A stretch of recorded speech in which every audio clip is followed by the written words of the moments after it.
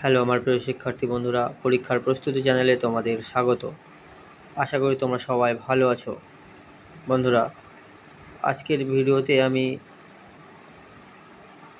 বিগত বছরের পশ্চিমবঙ্গ গ্রাম পঞ্চায়েত পরীক্ষার এমসিকিউ নিয়ে আলোচনা করব।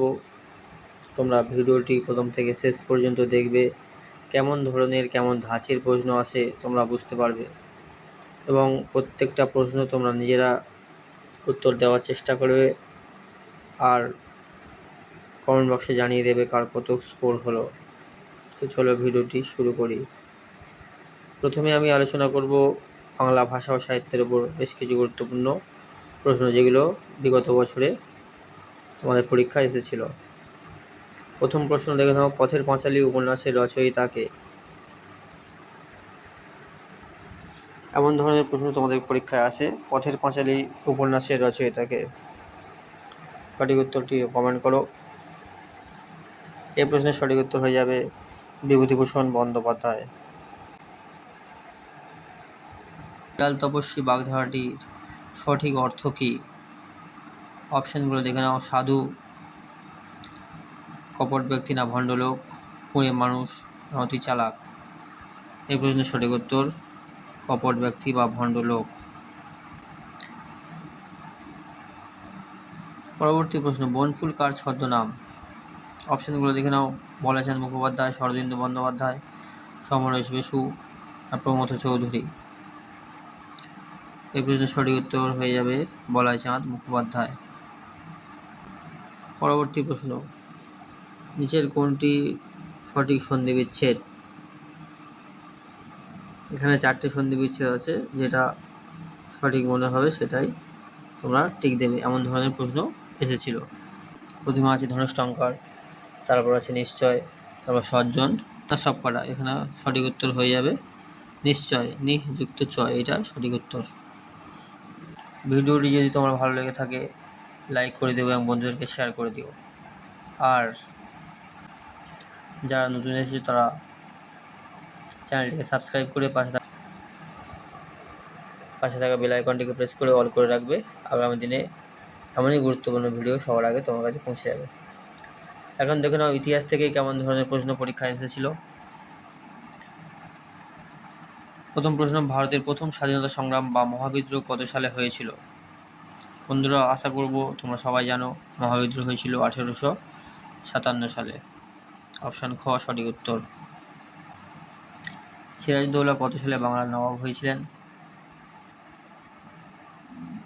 বন্ধুরা, সিরাজউদ্দৌলা বাংলার নবাব হয়েছিলেন 1756 সালে। অপশান খ সঠিক উত্তর। এবং তার পরের বছর পলাশির যুদ্ধ হয়েছিল 1757 সালে। এই প্রশ্নের সঠিক উত্তর 1756।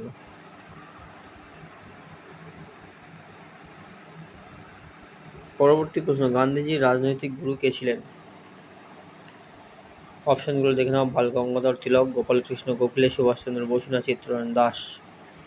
এই প্রশ্নের সঠিক উত্তর গোপালকৃষ্ণ গোখলে। সত্যশোধক সমাজের প্রতিষ্ঠাতা কে ছিলেন বা কে প্রতিষ্ঠা করেছিলেন? অপশানগুলো দেখে নাও। রামমোহন রায়, দয়ানন্দ সরস্বতী, জ্যোতিবা ফুলে না ঈশ্বরচন্দ্র বিদ্যাসাগর। এই প্রশ্নের সঠিক উত্তর হয়ে যাবে জ্যোতিবা ফুলে, সত্যশোধক সমাজের প্রতিষ্ঠাতা।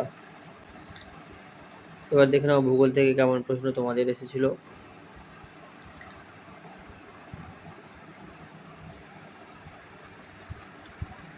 পশ্চিমবঙ্গের কোন জেলার ওপর দিয়ে কর্কট ক্রান্তি রেখা গেছে? অপশানগুলো দেখে নাও। হাওড়া, মালদা, নদিয়া না জলপাইগুড়ি। বন্ধুরা, এই প্রশ্নের সঠিক উত্তর নদিয়া। এবং মনে রাখবে আরও 4টি জেলার ওপর দিয়ে গেছে। 2 বর্ধমান, যেমন পূর্ব বর্ধমান, পশ্চিম বর্ধমান, বাঁকুড়া, পুরুলিয়া। পশ্চিমবঙ্গের টোটাল 5টি জেলার ওপর দিয়ে কর্কট ক্রান্তি রেখা গেছে। পরবর্তী প্রশ্ন, পশ্চিমবঙ্গের সর্বোচ্চ শৃঙ্গ কোনটি? অপশানগুলো দেখে নাও। ফালুট, সান্দাকফু, সবরগ্রাম আর টাইগার হিল। এই প্রশ্নের সঠিক উত্তর সান্দাকফু। এর উচ্চতা মনে রাখবে 3636 মিটার, অর্থাৎ আমরা যাকে শর্টকাটে বলি 3636 মিটার। তিস্তা নদীর পূর্ব অংশকে পশ্চিমবঙ্গে কি বলা হয়? মনে রাখবে তিস্তার পূর্ব অংশকে বলা হয় ডুয়ার্স। এ পর্যন্ত সঠিক উত্তর ডুয়ার্স। পরবর্তী প্রশ্ন, আয়তনের দিক থেকে পশ্চিমবঙ্গের ক্ষুদ্রতম জেলা কোনটি? অপশানগুলো দেখে নাও। আলিপুরদুয়ার, কালিম্পং, কলকাতা না ঝাড়গ্রাম? সব থেকে ক্ষুদ্রতম জেলা বলেছে আয়তনে। এ পর্যন্ত সঠিক উত্তর হয়ে যাবে কলকাতা। কলকাতা সব থেকে ক্ষুদ্রতম জেলা।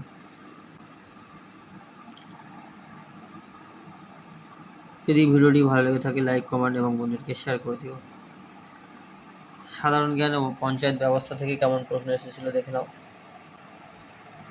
পশ্চিমবঙ্গের ত্রিস্তর পঞ্চায়েত ব্যবস্থা কত সালে আইনত চালু হয়?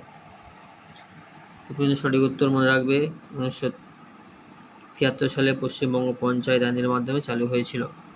পরবর্তী প্রশ্ন, ভারতের সংবিধানের কত নম্বর অনুচ্ছেদে গ্রাম পঞ্চায়েত গঠনের কথা বলা হয়েছে? অনুচ্ছেদ নাম্বার 40। সঠিক উত্তর অনুচ্ছেদ নাম্বার 40। আজকে লাস্ট প্রশ্ন, লোকসভার সদস্য হওয়ার জন্য ন্যূনতম বয়স কত হওয়া প্রয়োজন? 18, 21, 25 না 30? এ পর্যন্ত সঠিক উত্তর হয়ে যাবে 25 বছর। তো বন্ধুরা, আজকের মতো ভিডিওটি এই পর্যন্ত। আগামী দিন আরও গুরুত্বপূর্ণ ভিডিও নিয়ে তোমাদের কাছে হাজির হব। তোমার ভালো থেকো, ধন্যবাদ।